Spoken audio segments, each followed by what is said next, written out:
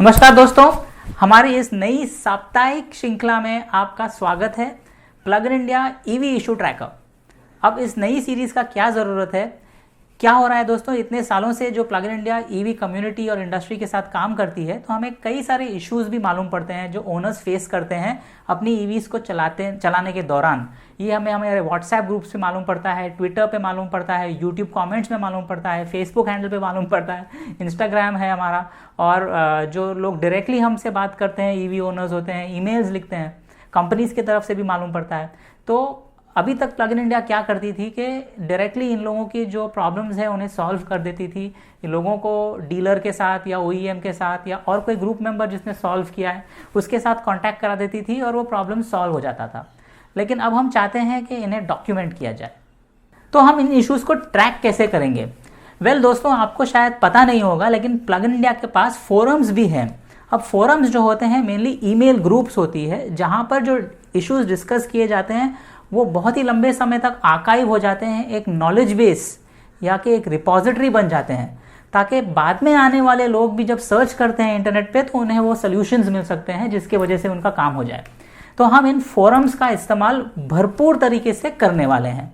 अब plug in India की team हर हफ्ते इन फोरम्स पे रिपोर्ट किए जाने वाले इश्यूज और जो हमारे दूसरे ग्रुप्स हैं वहाँ से भी जो इश्यूज रिपोर्ट किए जाने वाले हैं उनके पिक्चर्स हैं, फोटोज़ हैं, वीडियोज़ हैं, डिस्क्रिप्शंस हैं, जो भी स्पेसिफिकेशंस और इन्फॉर्मेशन है उनको इस फोरम्स पे फिर एक डॉक्यूमेंट कर देगी। उसके बाद हर हफ्ते ट्यूसडे को हम एक वीडियो कंपाइल करेंगे जिसमें इन इश्यूज़ में से इम्पॉर्टेंट इश्यूज़ बताए जाएंगे, डॉक्यूमेंट किए जाएंगे। सो इसका एक मूल उद्देश्य क्या है, ये क्यों ज़रूरी है? सबसे पहले ईवी कम्युनिटी को ये फ़ायदा होगा कि ईवी ओनर्स को क्या इश्यूज़ आ रहे हैं उनके बारे में उनकी अवेयरनेस बढ़ेगी। हम जब इन इश्यूज़ को डॉक्यूमेंट कर लेंगे तो आगे आने वाले ईवी ओनर्स भी इनका फ़ायदा उठा सकेंगे, इनको सर्च करेंगे और इनसे कुछ सीख सकेंगे, समझ सकेंगे कि क्या इशू था और उसका क्या सोल्यूशन निकला। तीसरी बात यह है कि जो ईवी कंपनीज़ हैं उनके बारे में लोगों की एक अवेयरनेस बढ़ेगी, वो जानेंगे कि कौन अच्छी आफ्टर सेल सर्विस दे रहा है और कौन नहीं दे रहा है। तो इससे एक अच्छी बात यह होगी कि ईवी कंपनीज को हम अकाउंटेबल रखेंगे कि वो किस तरह के प्रोडक्ट्स मार्केट में छोड़ रहे हैं। दूसरी बात यह है कि ईवी कम्युनिटी गैल्वनाइज हो जाएगी, हम एक दूसरे की हेल्प करेंगे और अगर ओईएम हमें सोल्यूशन नहीं दे रहा है तो एक दूसरे की हेल्प से हम हमारा सोल्यूशन निकाल लेंगे। एंड फाइनली दोस्तों, आपको परचेज डिसीजंस करने में हेल्प होगी, क्योंकि आप ये देख पाएंगे कि आगे चल के ये जो व्हीकल आप खरीद रहे हैं उसमें इश्यूज आते हैं, क्या आते हैं और उनके क्या सॉल्यूशंस हैं।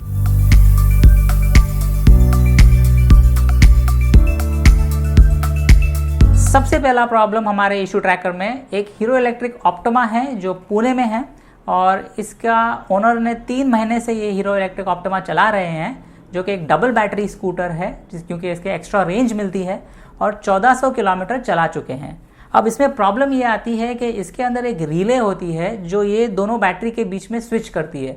एक बैटरी डिस्चार्ज जब हो जाती है तो आप रिले को स्विच करते हैं और दूसरी चार्ज बैटरी को यूज़ करते हैं। ये स्विच रिले ख़राब हो जाता है और यूज़र 50% अपनी जर्नी पूरा करके अटक जाता है, क्योंकि उसी लिए तो उसने ये स्कूटर ली है एक्स्ट्रा रेंज के लिए, तो ऑलमोस्ट एवरी ट्रिप में उसे ये प्रॉब्लम आता है।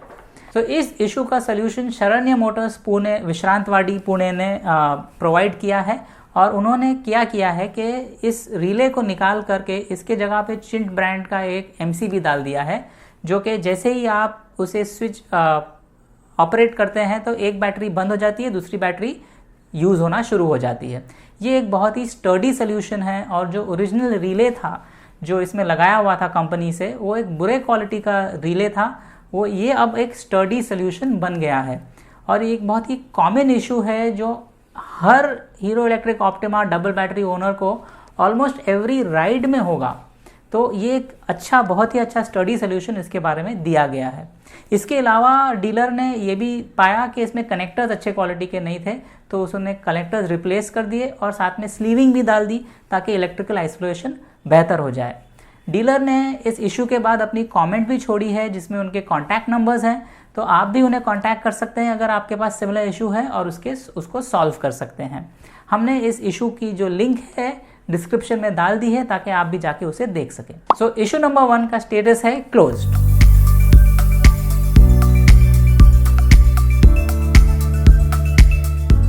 दूसरा इशू है प्योर ईवी ई प्लूटो 7G। स्वरूप हैं जो मुंबई में रहते हैं, उनके पास 7 महीने से ये गाड़ी है और उन्होंने 1400 किलोमीटर चलाए हैं। इसमें इनके पास 4 इश्यूज आए हैं। सबसे पहले हेडलाइट स्विच नहीं चलती है, दूसरा हॉर्न स्विच नहीं चलता है, तीसरा जब वो पार्किंग से ड्राइव मोड में स्विच करते हैं तो गाड़ी नहीं चलती है, और चौथा जब वो बारिश में गाड़ी चलाते हैं तो इंडिकेटर लाइट से बीपिंग साउंड आती है। तो ओनर ने क्या किया इसे सॉल्व करने के लिए? ओनर ने कुछ भी नहीं किया, वो डीलर के पास गए और डीलर ने 4 में से 3 प्रॉब्लम सॉल्व कर दिए। उन्होंने हेडलाइट स्विच चेंज कर दिया, 60 रुपए लगे। उन्होंने हॉर्न स्विच चेंज कर दिया, 60 रुपए लगे। और पार्किंग से ड्राइव मोड के स्विच के लिए उन्होंने डीसी कन्वर्टर को चेंज किया और अब नया कन्वर्टर जो है उन्होंने अपसाइड डाउन बिठाया है, क्योंकि जब बाय डिफॉल्ट वो ऊपर की तरफ था तो उसके वायर्स ऊपर थे जिसमें पानी जा सकता था। अब उल्टा बैठाने से उसके अंदर पानी सीप नहीं होता है, तो ये भी प्रॉब्लम सॉल्व हो गया। चौथा जो प्रॉब्लम है, इंडिकेटर लाइट से बीपिंग की आवाज आती थी, हालांकि वो इंडिकेटर ऑपरेट नहीं करते थे और बारिश में जब चल रहे थे, तो ये प्रॉब्लम अभी तक पूरी तरह सॉल्व नहीं हुआ है। तो एक और कस्टमर ने भी हमें लिखा है, उसको भी ये चौथा प्रॉब्लम हुआ है कि इंडिकेटर लाइट से बीपिंग की आवाज आती है बारिश में चलाने से, हालांकि वो इंडिकेटर ऑपरेट नहीं कर रहे हैं। वो डीलर के पास गए, डीलर ने स्विच चेंज कर दिया, लेकिन थोड़े दिनों के बाद ये प्रॉब्लम फिर आ गया।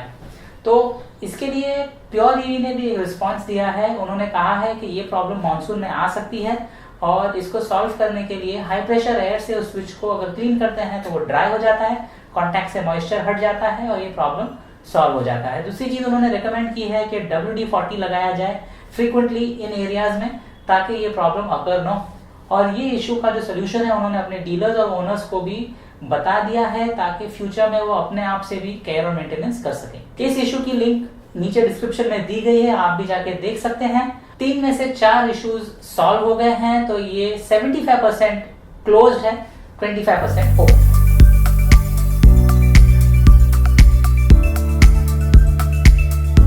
तीसरा प्रॉब्लम टाटा नेक्सॉन ईवी, जो कि मुंबई में है। सेहुल शाह उनके ओनर हैं और इन्होंने हाल ही में टाटा नेक्सॉन ईवी खरीदी है, सेकंड सर्विस के लिए गए। इनके गाड़ी में ये प्रॉब्लम है कि लाइट सारे डांसिंग करने लगती है और इस प्रॉब्लम का रेजोल्यूशन जो उन्होंने खुद से नहीं किया और डीलर के पास गए, डीलर भी इसे सॉल्व नहीं कर पाया, यानी वर्कशॉप पे गए पुनीत मोटर्स की जो वर्ली में है, और वो भी 15 दिन से गाड़ी रखने के बाद भी इसे सॉल्व नहीं कर पाए। जो दूसरा इशू इसकी गाड़ी के साथ है वो ये है कि बैटरी का स्टेट ऑफ चार्ज सडनली 50 से 25% कपल ऑफ सेकेंड्स में गिर जाता है। तो ये बैटरी पॉप फैक्ट का डेफिनेटली एक प्रॉब्लम है। अभी तक के इन प्रॉब्लम्स का सल्यूशन नहीं मिल पाया है, तो इस इशू का स्टेटस है ओपन। सो इस इशू के साथ एक एसोसिएटेड वीडियो है, अगर आप लिंक क्लिक करेंगे डिस्क्रिप्शन में जो नीचे दी गई है हमारी फोरम्स की, तो वहां आप वो वीडियो देख पाएंगे। ओनर ने आगे जाकर एक कमेंट और भी लिखी है जिसमें उन्होंने बताया है कि वो डांसिंग लाइट्स का प्रॉब्लम टेम्पररी सॉल्व हो गया है, लेकिन बैटरी का प्रॉब्लम अभी भी है और टाटा मोटर्स ने उनका ओरिजिनल नया पैक लेकर के एक पुराना रिफर्बिश्ड पैक उसमें लगा दिया जिसमें और भी प्रॉब्लम्स हैं।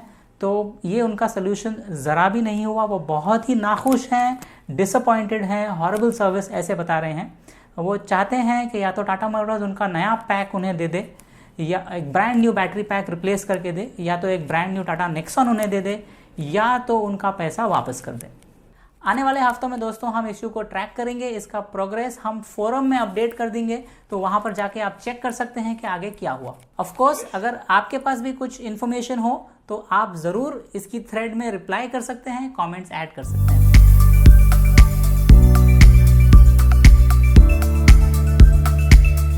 हमारा चौथा इशू है दोस्तों बैटरे LOEV इलेक्ट्रिक स्कूटर पुणे। यहाँ पर प्रॉब्लम ये हुआ है कि स्कूटर चलाते चलाते रास्ते के बीच में स्कूटर डेड हो गई, चलना बंद कर दी, और ये ओनर ने खुद एडमिट किया है कि इस समय वो 3 लोग बैठकर इस लो स्पीड स्कूटर पे जा रहे थे, पॉसिबली इस वजह से मोटर जल गई होगी। डीलर के पास गए, डीलर ने, हालांकि ये ओनर का फॉल्ट था क्लियरली, फ्री में उनको मोटर रिप्लेस करके दी और इस इशू का स्टेटस है क्लोज्ड। दोस्तों क्या कभी आपने अपनी लो स्पीड या हाई स्पीड इलेक्ट्रिक स्कूटर को ओवरलोड किया है, और अगर हाँ तो कितने हद तक के आप कर सके हैं? आपका अगर कुछ अनुभव है तो हमें शेयर कीजिए कमेंट्स में।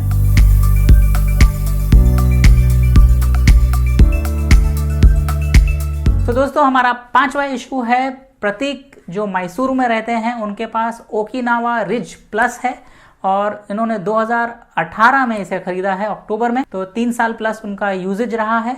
और इनका पहले से ही ये प्रॉब्लम है कि जो प्रॉमिस्ड रेंज है 120 किलोमीटर, 120 किलोमीटर का रेंज, वो उन्हें कभी मिला ही नहीं।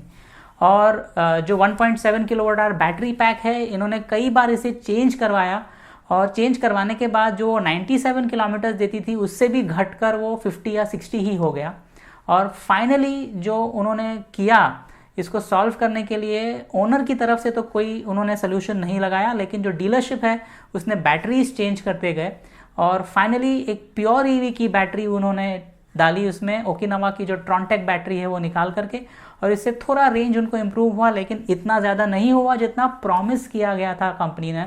तो ये डेफिनेटली एक पेन पॉइंट है और ये इशू का स्टेटस है ओपन। इसके बाद हमें एक और भी कमेंट मिली सचिन मोरे से, जो पुणे में है। उन्होंने भी ओकिनावा रिच प्लस खरीदी है और 2018 में ही नवंबर में ली है और इसे उन्होंने 29,000 किलोमीटर्स चलाया है। वो एक इलेक्ट्रिकल इंजीनियर है और वो कहते हैं कि वो जानते थे कि रियल वर्ल्ड और जो प्रॉमिस्ड रेंज है उसमें फ़र्क होता है, बट ये कुछ बहुत ही ज़्यादा फ़र्क है। सचिन कहते हैं कि ओकिनावा ने उन्हें गलत इन्फॉर्मेशन दिया और इस इन्फॉर्मेशन को मानना उनका कसूर है। लेकिन दोस्तों, एक बार अगर किसी ने आपको उल्लू बनाया तो वो उनका फॉल्ट है, आपका नहीं। अगर दोबारा उल्लू बनाते हैं तभी वो आपका फॉल्ट है। तो सचिन, ये आपका फॉल्ट नहीं है, ये कंपनी का है। वो बहुत आउटलैंडिश मार्केटिंग कर रही थी और ऐसे ऐसे प्रॉमिसेस कर रही थी कस्टमर को जो डेफिनेटली ट्रू नहीं थे। आजकल ओकिनावा ने अपनी स्ट्रैटेजी चेंज की है, थोड़ी रियलिस्टिक फिगर्स दे रहे हैं, लेकिन डेफिनेटली ये जो अर्लियर कस्टमर्स हैं उन्हें गलत इन्फॉर्मेशन दिया गया है। एक और चीज़, इसकी एलसीडी भी सही इन्फॉर्मेशन डिस्प्ले नहीं कर रही है। जो स्पीड वो बताती है 55, तब actually speed 42 kilometre per hour की होती है। तो लोग इससे भी काफ़ी नाखुश हैं।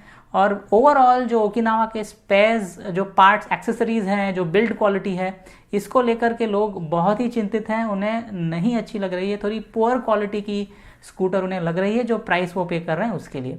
तो दोस्तों, इस इशू का स्टेटस हम रखेंगे ओपन, क्योंकि रेंज एक्सपेक्टेड नहीं मिल रही है। इस इशू का लिंक हमने डिस्क्रिप्शन में दे रखा है। आप भी अगर कोई सिमिलर इश्यूज फेस कर रहे हैं तो उसमें जाकर के डाल सकते हैं, डिस्कशन में ऐड कर सकते हैं। कुछ सॉल्यूशंस अगर आपको मिले हों तो वो भी आप ज़रूर बता सकते हैं। तो दोस्तों, धन्यवाद आपका अंत तक हमारा एपिसोड देखने के लिए। और इसी के साथ हम चाहते हैं कि आप हमारे फोरम्स का पूरा इस्तेमाल करें, ये आपके बेनिफिट के लिए अवेलेबल हैं। इन फोरम्स पे अगर आप जाके देखेंगे तो वहाँ पर आपको कई कैटेगरीज मिलेगी, अलग अलग टाइप की ईवीज होती है, जैसे 4 व्हीलर्स है, 2 व्हीलर्स है, और उसके अंदर आपको मिलेगा पर्टिकुलर ओईएम या आपके पर्टिकुलर जो ओईएम है, ओकिनावा हो या टाटा नेक्सॉन हो या हीरो हो या कोई भी हो।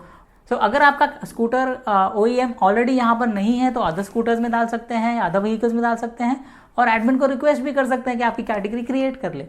तो इन फोरम्स का पूरी तरह से इस्तेमाल कीजिए। जब आप इश्यूज रिपोर्ट करते हैं तो एक फॉर्मेट जैसे मेंटेन कीजिए, जैसे कि सबसे पहले आपका नाम और कब आपने ये गाड़ी खरीदी, इसके अंदर क्या इश्यूज आए और इस इश्यूज को सॉल्व करने के लिए आपने क्या किया, और फाइनली इसका सोल्यूशन लाने के लिए डीलर ने या ओईएम ने क्या किया, और इसके अंत में आप ये कह सकते हैं कि आपकी संतुष्टि के हिसाब से ये इशू ओपन है या क्लोज किया गया है। सो दोस्तों, इस श्रृंखला को सुधारने के लिए आपके सुझाव हमें चाहिए। ज़रूर उनको कमेंट्स में लिखें और हमें बताइए कि इसको हम किस तरह से सुधार सकते हैं। अगले हफ्ते फिर मिलेंगे, तब तक के लिए धन्यवाद।